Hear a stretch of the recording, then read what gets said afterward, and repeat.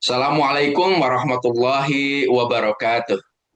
A'udzubillahi minasyaitonirrajim. Bismillahirrahmanirrahim. Allahumma salli ala Sayyidina Muhammad wa ala ali Sayyidina Muhammad.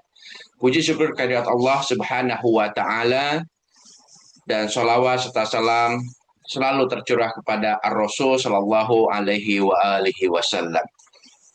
Sebuah kebanggaan bagi saya digabungkan dalam sebuah program Ramadan diselenggarakan oleh Departemen Dakwah dan Kebudayaan Ikatan Jamaah Ahlul Bait Indonesia yang membahas satu buku sangat penting menurut saya, Risalatul Hukuk dari Al-Imam Zainal Abidin As-Sajjad. Sebuah buku yang berisi tentang hak-hak dan kewajiban yang terkait dengan kehidupan kita sehari-hari. Dan tema yang diberikan kepada Al-Baqir adalah hak anak. Sebelum menyampaikan hak anak yang tercantum dalam buku ini, Al-Fakir ingin terlebih dahulu memberikan sebuah mukadimah dengan membacakan satu ayat dalam surat Abasa. A'udzubillahi minasyaitonirrajim. Bismillahirrahmanirrahim. Yauma yafirrul mar'u min akhihi wa ummihi wa abihi wa sahibatihi wa bani likulli imri'in yauma idin sya'nu yughni. Pada hari itu, ya di hari kiamat kelak, yafirrul mar'u min akhi, seseorang akan berlari dari saudaranya. Maksudnya saudara kandung di sini, orang-orang yang terdekat dalam kehidupannya, wa ummihi wa abi, juga berlari dari orang tuanya, wa sahibatihi, bahkan berlari dari pasangan hidupnya, ya. Pada saat itu semua orang sibuk ngurusin urusannya masing-masing. Walaupun dalam ayat ini tidak disebutkan tentang anak, namun konteksnya adalah bahwa setiap orang saat itu akan saling menuntut. Anak, tetangga, bahkan posisi sebagai pemimpin, bawahan akan menuntut atasan, atasan akan menuntut bawahan, semuanya yang terkait dengan hak dan kewajiban yang belum tuntas selama hidup di dunia akan saling menuntut. Yafirru, yauma yafirru, di awal ayat itu, farro yafirru artinya lari. Kenapa seseorang berlari? Biasanya karena ada sesuatu yang ditakuti, sehingga berusaha untuk menjauh dari satu titik atau dari satu tempat atau dari seseorang. Karena tidak mau bertemu, takut kalau ketemu, maka berlarilah sejauh-jauhnya agar tidak bertemu. Nah, dalam ayat ini, seseorang kelak akan berlari dari orang-orang dekatnya. Ya. Kenapa berlari? Karena ada sesuatu yang ditakuti. Apa itu? Karena ada beberapa kewajiban yang belum dituntaskan atau belum ditunaikan pada saat di dunia. Seseorang itu biasanya akan menuntut orang lain ketika haknya terampas atau ketika haknya tidak diberikan, maka orang itu akan menuntut, ya. Nah, karena pada saat hidup di dunia seseorang itu tidak memberikan haknya, tidak menunaikan kewajiban kepada kedua orang tuanya, kepada pasangan hidupnya, kepada saudaranya, maka dia ketakutan sekali karena dia memastikan dirinya akan dituntut oleh orang-orang dekatnya. Dan saat itu kelak tidak ada yang bisa diberikan untuk membayar tuntutan itu kecuali kebaikan-kebaikan, pahala-pahala yang dikumpulkan sedikit demi sedikit. Itulah yang akan bisa melunasi atau membayar apa yang dituntut oleh orang lain. Atau kalau amal baiknya sudah habis, dosa orang yang bersangkutan akan ditransfer, akan dipindahkan ke orang yang dituntut itu. Ya, termasuk hak anak ketika para orang tua belum memberikan haknya selama di dunia kepada anak-anaknya, maka seorang ayah, seorang ibu akan berlari sejauh-jauhnya menjauhi anak-anaknya yang sangat dicintai, yang sangat dekat saat di dunia, saat di akhirat kelak dia akan berlari sejauh-jauhnya karena tidak mau dituntut oleh anaknya. Sehingga kaum muslimin rahimakumullah, ikhwan dan akhwat sekalian, sangat penting sekali kita mengenal apa yang menjadi kewajiban kita kepada kedua orang tua, kepada anak, kepada pasangan, kepada tetangga, kepada sahabat, dan kepada orang-orang yang terkait dalam hidup ini. Kita penting sekali mengenal hak mereka apa saja dan kemudian menunaikannya. Eh, Ikhwan dan akhwat sekalian yang dirahmati Allah Subhanahu wa taala, eh, ketika hak seseorang itu tidak menunaikan haknya, maka ada beberapa, paling tidak ada dua kemungkinan seseorang itu tidak menunaikan haknya dan kelak dituntut di akhirat. Yang pertama, karena tidak tahu. Karena tidak tahu bahwa dia punya kewajiban terhadap anaknya, atau tidak tahu bahwa anaknya itu memiliki beberapa hak yang harus dia peroleh, karena tidak tahu sehingga dia tidak melakukannya. Ada yang kedua, karena dia tahu tapi abai atau tidak peduli dengan hak itu. Nah, untuk yang pertama solusinya mungkin relatif lebih mudah. Orang yang tidak tahu solusinya adalah belajar. Setelah belajar, dia akan tahu apa yang menjadi kewajiban yang harus ditunaikan kepada anak-anaknya. Namun bagi mereka yang abai, tahu tapi emang tidak mau menunaikan, nah ini yang mungkin agak berat ya menyelesaikannya. Itu sekedar mukaddimah sebelum kita memasuki Risalatul Hukuk bab hak anak. Dalam buku ini diawali dengan sebuah teks, wa amma haqqu waladika fata'lama annahu minka wa mudafun ilaik, bahwa adapun hak anak atas dirimu wahai seorang ayah, ketahuilah bahwa dia darimu dan khairihi wa syarrihi mudafun ilaik. Segala baik buruknya itu akan selalu dinisbatkan, dikaitkan, akan diidentikan denganmu. Baiknya adalah kebaikanmu, buruknya adalah keburukanmu. Dan seterusnya, yang intinya, ikhwan dan akhwat sekalian rahimakumullah, Al-Imam Sajjad ingin menjelaskan bahwa kalau kita ingin punya anak-anak kita baik-baik saja, maka kita harus memperhatikannya, harus menunaikan hak-haknya, harus membimbingnya dengan bimbingan pendidikan yang baik. Kalau tidak, maka dia adalah copy paste sepenuhnya dari diri kita. Dia akan meniru apapun yang kita lakukan, akan menjalankan apapun yang kita ajarkan. Ajaran yang baik, tauladan yang baik akan berdampak pada diri mereka, demikian pun juga sebaliknya. Berbicara tentang apa saja hak anak yang menjadi kewajiban dari orang tua, ada beberapa riwayat dalam buku ini yang mungkin tidak semuanya akan dibacakan. Yang pertama dari Al-Imam Ja'far As-Shadiq alaihi salatu wassalam, beliau berkata, wajib wa yajibu lil waladi ala walidihi salasu khisal. Ada tiga hal yang menjadi hak seorang anak dari bapaknya. Yang pertama, ikhtiyaruhu liwalidati. memilihkan calon ibu bagi anak-anaknya.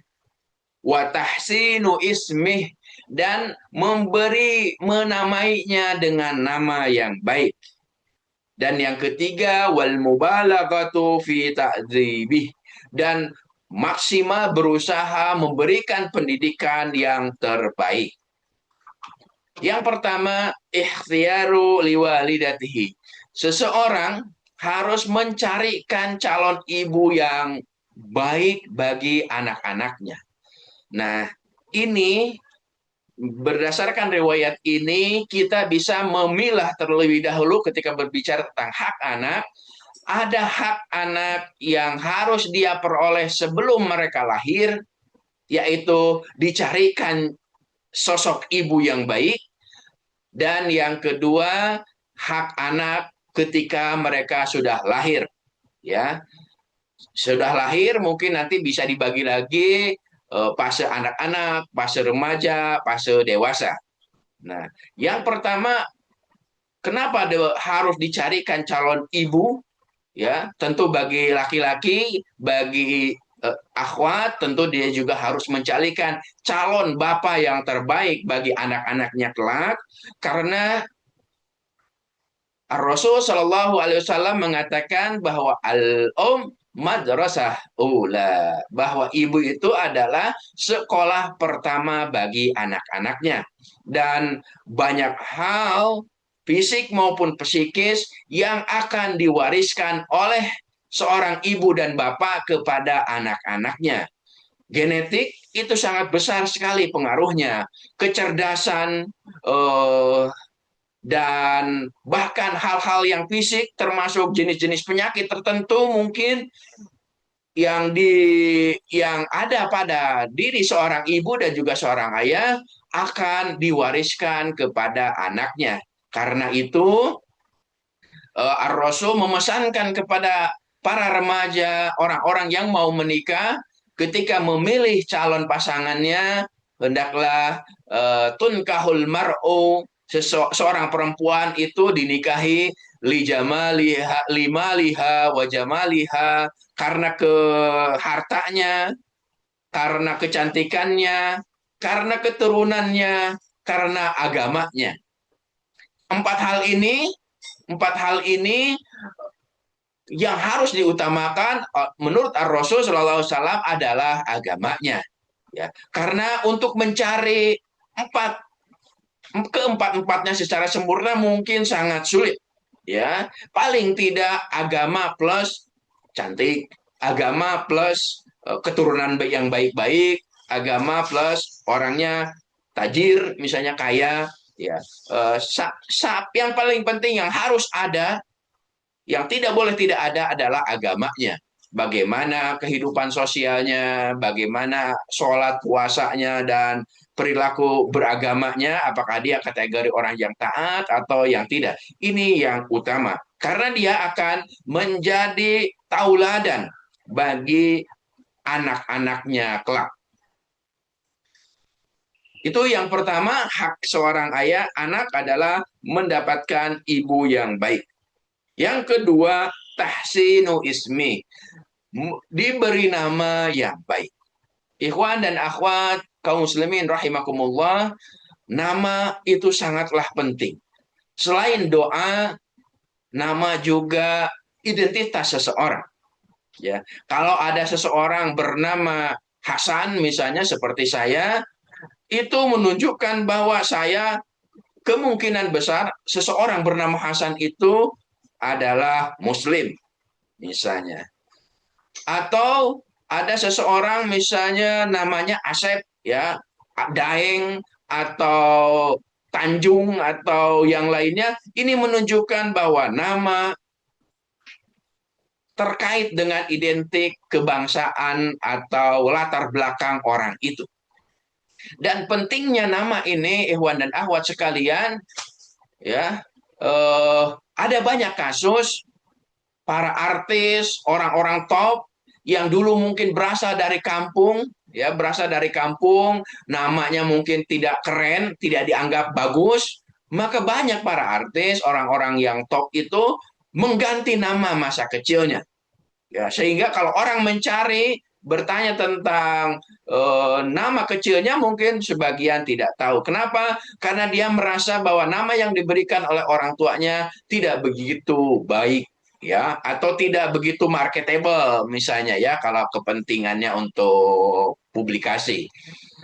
Dan bisa dibayangkan oleh kita, Ikhwan dan Akhwat sekalian, kalau ada seseorang memiliki nama yang baik, Bogel, misalnya Boncel, atau Cetol, atau apa, nama-nama yang buruk, ya, nama-nama yang buruk, lalu kemudian ditakdirkan dia jadi seorang gubernur, seorang bupati, seorang presiden, misalnya, alangkah malunya, ya, alangkah tidak pantasnya ketika seseorang bernama Boncel, misalnya jadi seorang gubernur. Ya, itu mungkin dia harus berusaha mengganti namanya kalau memang dia memiliki nama yang buruk. Dan ini kebiasaan para orang Arab, orang-orang Arab zaman dulu, zaman Nabi, memberikan nama dengan nama-nama kebanyakan binatang, ya, binatang yang mungkin supaya terlihat seram ketika dalam peperangan. Salah satunya yang disebutkan dalam buku ini, ya, yang disebutkan dalam buku ini adalah beberapa sahabat Nabi yang memiliki nama yang kurang baik, lalu diganti oleh Nabi. Salah satu contoh misalnya, tentu jangan asal nama Arab saja, ya. Orang-orang kita di Indonesia mungkin karena tidak paham bahasa Arab, asal muncul atau tercantum dalam Al-Quran, lalu kemudian dijadikan nama. Ya, jangan sekali-kali misalnya memberikan nama khotiah atau sayyi'ah, misalnya kadribah, misalnya sepertinya keren, ya, tapi tentu itu sangat fatal sekali artinya, ya. Dan di sini sebutkan salah satu contohnya adalah nama Muawiyah. Saya baru tahu dan saya cek di Kamus Al-Munawwir, arti Muawiyah itu ternyata artinya adalah anjing betina. Dari kata awa ya'wi artinya melonglong atau menggonggong. Muawiyah artinya anjing betina. Masa dinamain seorang anak seperti itu? Ya, carilah nama-nama yang baik yang memberikan motivasi untuk hidupnya. Dan nama seperti saya misalnya bernama Hasan yang artinya bagus, ya, tidak mesti Arab tentunya, ikhwan dan akhwat sekalian, ya. Eh, Ketika saya berbuat sesuatu yang tidak pantas, maka orang lain akan bisa mengatakan kepada saya, nama saja Hasan, tapi perilaku tidak Hasan, tidak sesuai dengan namanya. Orang akan bisa berkata seperti itu. Ya, inilah pentingnya sebuah nama. Pentingnya sebuah nama, seorang tua harus mencari nama-nama yang baik.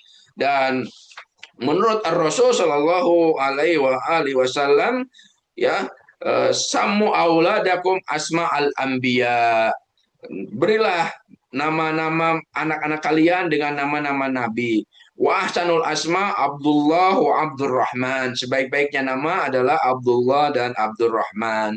Ya, nama-nama para pahlawan, nama-nama orang yang memiliki apa prestis atau memiliki sejarah penting itu sangat sangat penting untuk dijadikan latar atau alasan kenapa si A, anak saya dikasih nama ini. Ini biasanya orang menyebutnya tafaulan, yaitu sebuah harapan. Saya diberi nama A karena orang tua mengharap anaknya akan menjadi seperti seseorang yang dia kagumi. Al-Fakir pernah bertanya kepada orang tua saya, kenapa saya diberi nama Hasan Mawardi? Ternyata kata orang tua saya, ada dulu seorang ulama, seorang ustadz yang bernama Hasan Mawardi dan saya ingin menjadi seperti dia, punya anak seperti dia. Dan ketika anak-anak itu misalnya bertanya kepada orang tuanya masing-masing, ya seperti saya kepada orang tua saya, kenapa saya diberi nama ini? Ya, apa artinya?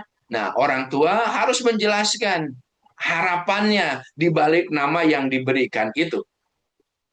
Ikhwan dan akhwat rahimakumullah, Imam Ali Zainal Abidin terkait eh, dengan upaya kita memberikan pendidikan yang terbaik kepada anak-anak kita, tentu kita harus meminta pertolongan kepada Allah Subhanahu wa taala. Kita berusaha secara maksimal, tapi tetap kita harus memohon pertolongan kepada Allah Subhanahu wa taala. Wa inni ala tarbiyatihim wa ta'dibihim wa birrihim. Ya Allah, lindungi aku, tolonglah aku dalam mendidik anak-anak. Doa ini, kata-kata ini juga tercantum dalam kitab lain, Mafatihul Jinan dan Al-Fakir, menyarankan kepada para ikhwan semuanya, selain membaca Risalatul Hukuk, juga bandingkan dengan Mafatihul Jinan dari Al-Imam Sajjad alaihi salatu wassalam, terutama bab doa beliau terhadap anak-anaknya. Dalam Sahih Bahasa Jadiah ini, dalam bab doa orang tua kepada anak, itu juga berbicara tentang beberapa hak anak, minimal hak untuk didoakan oleh orang tuanya. Ikhwan dan akhwat sekalian, lanjut ke hak yang ketiga adalah wal mubalaghatu fi ta'dibi, berusaha secara maksimal memberikan pendidikan yang terbaik. Dalam teori kecerdasan, Ikhwan dan akhwat sekalian, kita mengenal ada kecerdasan emosional, ada kecerdasan spiritual, ya, di mana dua kecerdasan ini menurut para ahli dan juga ada yang lain-lainnya sangat menentukan kesuksesan seseorang. Wal mubalaghah fi ta'dibih ini lebih menekankan pada pendidikan moral. Tentu kecerdasan intelektual sebagai modal, dan banyak kasus kalau seseorang hanya bermodalkan kecerdasan intelektual saja minus emosional dan spiritual, mereka ditemukan gagal dalam pendidikan, dalam menjalin hubungan rumah tangga, dalam berinteraksi sosial, mereka tidak berhasil dengan baik. Karena itu, pendidikan moral itu menjadi sangat penting yang harus diberikan oleh seorang ayah kepada anak-anaknya. Berikutnya, hak berikutnya dalam riwayat yang lain dari An-Nabi Shallallahu Alaihi Wasallam, beliau bersabda, min hakil waladi ala walidihi salasatun.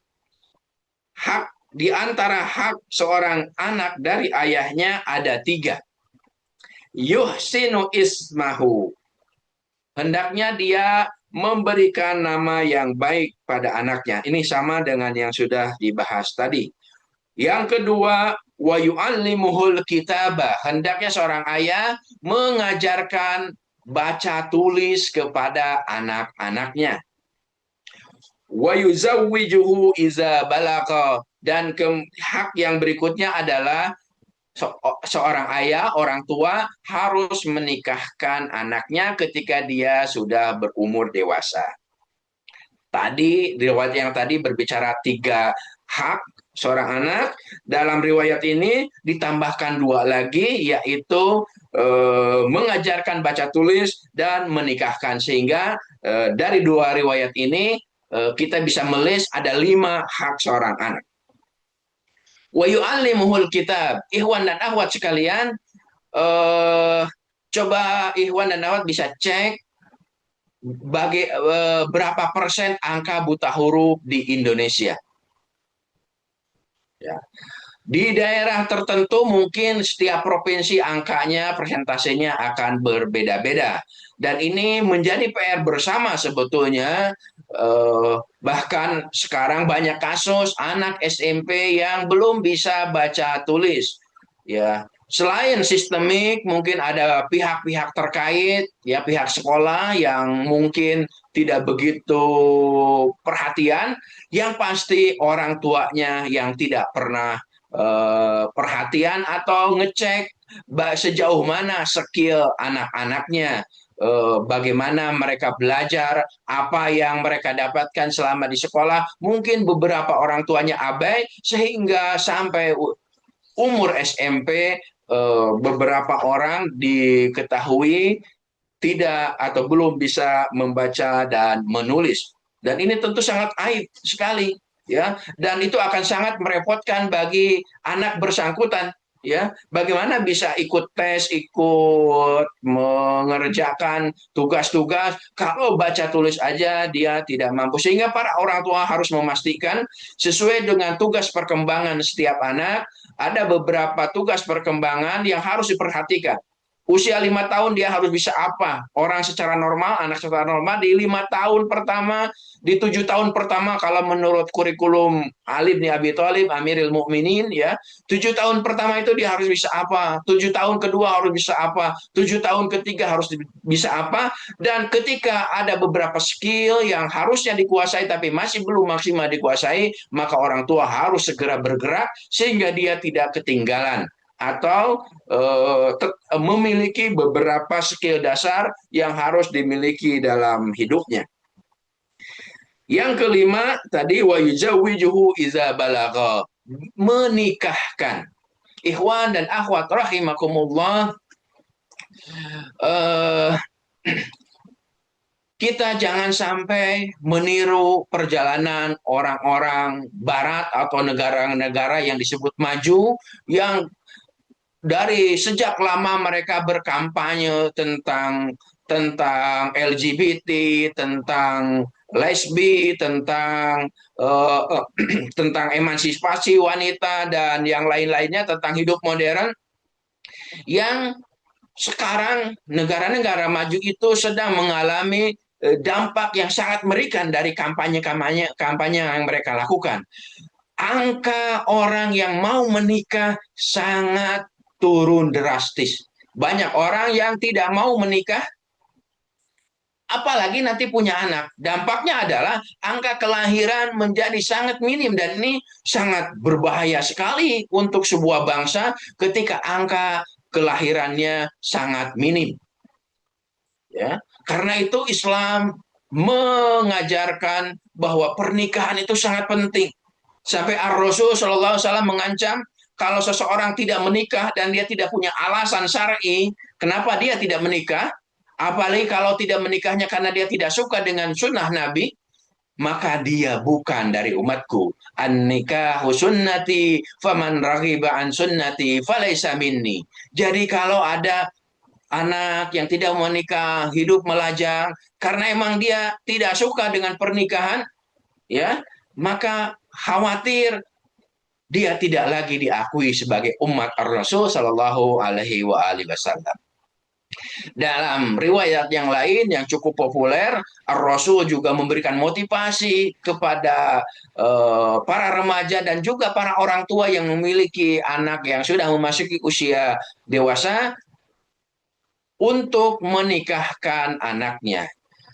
Iza ketika nakahal abdu qad istakmala nisbadini, kata beliau. Ketika seseorang menikah, maka setengah agamanya menjadi sempurna. Falyattaqi finisbil baqi, maka bertakwalah untuk menyempurnakan setengah agama berikutnya. Orang tua tentu pasti menginginkan anaknya beragama secara sempurna. Dan salah satu upaya untuk menyempurnakan agama anak-anaknya adalah hendaknya menikahkan anaknya itu. Tentu merujuk kepada 4 hal yang tadi di awal disampaikan oleh An-Nabi SAW, ya. Carikanlah anak jodohnya berdasarkan 4 kriteria tadi kalau ada, tapi kalau tidak minimal agamanya, ya, karena agamanya, karena kecantikannya, karena hartanya, dan karena keturunannya, ya. Itu yang harus juga diperhatikan oleh para orang tua. Harus diingatkan bahwa tugas perkembangan di fase dewasa salah satunya adalah menikah. Ya. Kalau tidak diingatkan, khawatir ya, atau nauzubillah min zalik, mereka sudah punya pemikiran bahwa nikah itu tidak penting. Ya, kenapa? Kalau hanya sekedar untuk memenuhi kebutuhan biologis, kenapa harus ada sebuah ikatan keluarga, pernikahan? Ya, bukankah bisa tanpa ada ikatan pernikahan? Ini tentu akan sangat berbahaya ya bagi yang bersangkutan, bahkan bagi bangsa Indonesia itu sendiri. Sehingga ingatkanlah anak-anak ketika udah usia dewasa untuk menunaikan salah satu fase ya, perkembangan yang akan dia dijalani, yaitu menikah. Ikhwan dan akhwat sekalian rahimakumullah, itu hak seorang anak yang kelima. Berikutnya dari Al-Imam Ali Amirul Mukminin alaihi salatu wassalam, beliau berkata, hakul waladi alal walidi, hak seorang anak dari ayahnya, ayuh sina ismahu, ini sama dengan yang sebelumnya, hendaknya seorang ayah memberikan nama yang baik pada anaknya, wayuh sin adabahu, memberikan pendidikan moral yang baik bagi anaknya. Ini juga mungkin hampir sama, sudah disinggung tadi. Dan yang berikutnya mungkin ini yang keenam, ya, wa yu'allimuhul Quran, hendaknya seorang ayah mengajarkan anaknya Al-Quran. Rasul Shallallahu Alaihi Wasallam mengatakan, khairukum man ta'allama wa 'allama al-Quran. Sebaik-baiknya kalian adalah yang belajar dan yang mengajarkan Al-Quran.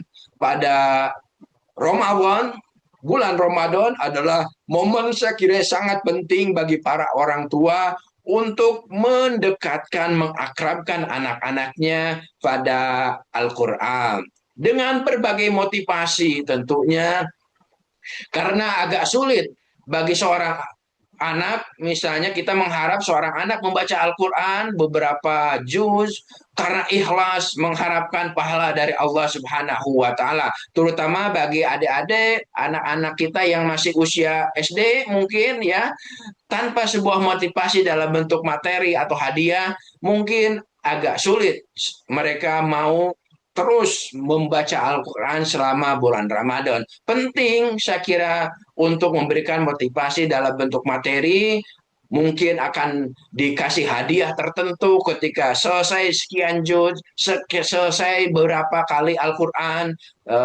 orang tua akan memberikan reward, ya, memberikan hadiah sebagai bentuk apresiasi kepada anak-anaknya. Ini sangat penting untuk dilakukan oleh para orang tua. Jangan terlalu khawatir nanti dia akan cinta materi karena dikasih hadiah materi. Tentu sesuai dengan usia perkembangannya, semakin orang itu dewasa, berpikir logisnya udah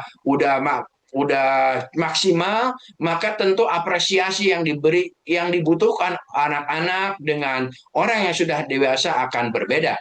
Orang dewasa akan cenderung membutuhkan apresiasi dalam bentuk pujian atau non materi yang lainnya. Tentu kalau diberikan dua-duanya itu akan lebih baik. Ikhwan dan akhwat sekalian rahimakumullah, kenapa dia memiliki hak untuk mendapatkan pendidikan Al-Quran dari orang tuanya? Ini menurut Al-Fakir terkait dengan sabda Ar-Rasul SAW, bahkan wasiat Ar-Rasul kepada kita semua. Namanya wasiat, ikhwan dan akhwat, tentu harus dijalankan. Kalau tidak dijalankan, maka kita berdosa, ya, berdosa kepada Ar-Rasul Shallallahu Alaihi Wasallam atas wasiat yang insya Allah, nauzubillah, kita insya Allah tidak termasuk orang yang mengabaikan wasiatnya, yaitu taraktu fikumus sakalain, aku tinggalkan kepada kalian dua pusaka, in tamassaktum bihima lan tadillu ba'di abada, kitabullah wa itrati ahli baiti. Kalau kalian berpegang teguh kepada dua pusaka itu, maka kalian tidak akan pernah tersesat selamanya. Kitab Allah yaitu Al-Quran, wa itrati ahli baiti, dan ahlul bait Nabi alaihi wassalatu wassalam. Ya, Al-Quran adalah SOP hidup dalam bentuk teori, sementara ahlul bait, ar-rasul dan keluarganya adalah bentuk praktek atau penginjawantahan langsung dari Al-Quran itu sendiri. Atau bisa juga kita sebutnya bahwa Ar-Rasul dan Ahlul Baitnya adalah Al-Quran yang berjalan.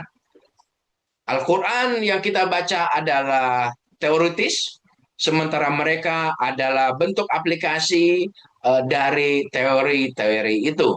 Sehingga kalau kita sebagai orang tua mengharapkan anak-anak kita, keturunan kita tidak ada yang tersesat, selamat dunia akhirat, bahagia dunia akhirat, on the track terus dalam hidupnya, jangan pernah menunda untuk mengenalkan mereka, mengakrabkan mereka dengan Al-Quran dan Ahlul Bait Nabi alaihi wassalatu wassalam. Ikhwan dan akhwat sekalian yang dirahmati oleh Allah Subhanahu wa taala, dari riwayat tadi ada 6 hak seorang ayah anak yang harus ditunaikan kepada kedua kepada yang harus ditunaikan kepada anak-anaknya oleh seorang ayah dan ibu. Dan dalam buku ini di bagian akhir, karena waktu yang tidak memungkinkan, di bagian akhir ini juga membahas tentang pentingnya mencintai seorang anak. Ya, namun dikasih catatan jangan pernah berlebihan. Karena dalam Al-Quran dijelaskan anak juga berpotensi menjadi fitnah bagi kedua orang tuanya.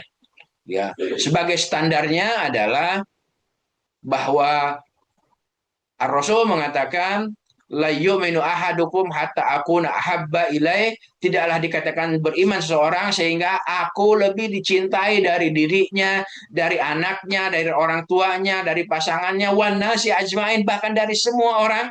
Ya, kita harus menjadikan Ar-Rasul, tentu Allah Subhanahu wa taala, sebagai standar cinta. Kalau kecintaannya masih sesuai dengan sabda-sabda beliau, sesuai dengan Al-Quran, maka itu masih dalam koridor wajar. Namun kalau sudah melebihi itu, maka itu yang tidak wajar. Dan juga di akhir buku ini juga dibahas tentang pentingnya menyayangi spesifik anak perempuan sebagai anugerah yang Allah berikan kepada pasangan suami dan istri, diberi anak perempuan. Dan anjuran dan dicontohkan oleh An-Nabi bagaimana memperlakukan putri beliau Sayyidah Fatimah Az-Zahra di hadapan sahabat-sahabatnya.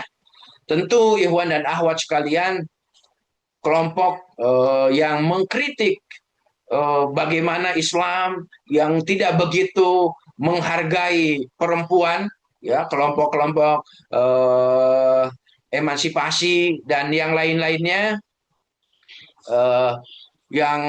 yang mengkritik atau menyimpulkan bahwa agama Islam tidak begitu pro terhadap perempuan.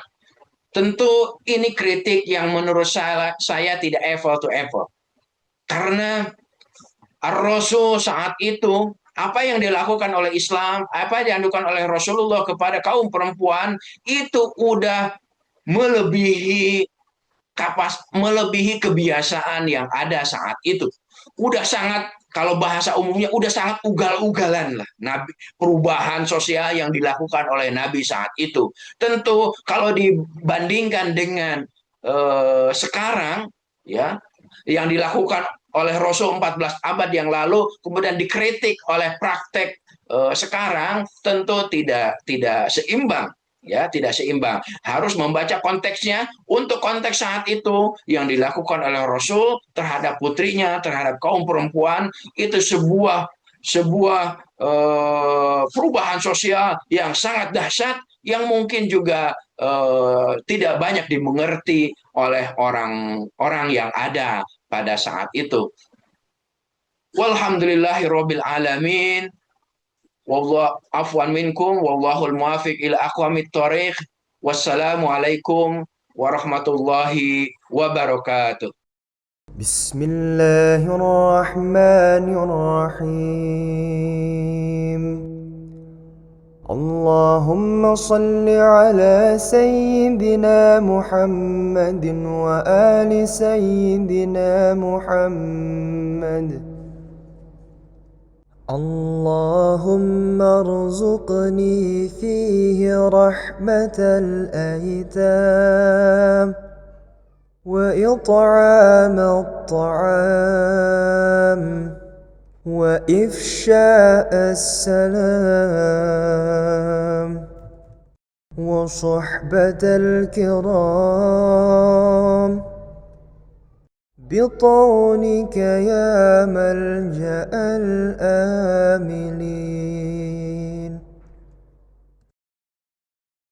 Ya Allah, anugerahkan padaku di bulan ini rasa sayang kepada anak-anak yatim, memberi makan kepada orang-orang yang lapar, menebarkan salam dan persahabatan dengan mereka yang dimuliakan.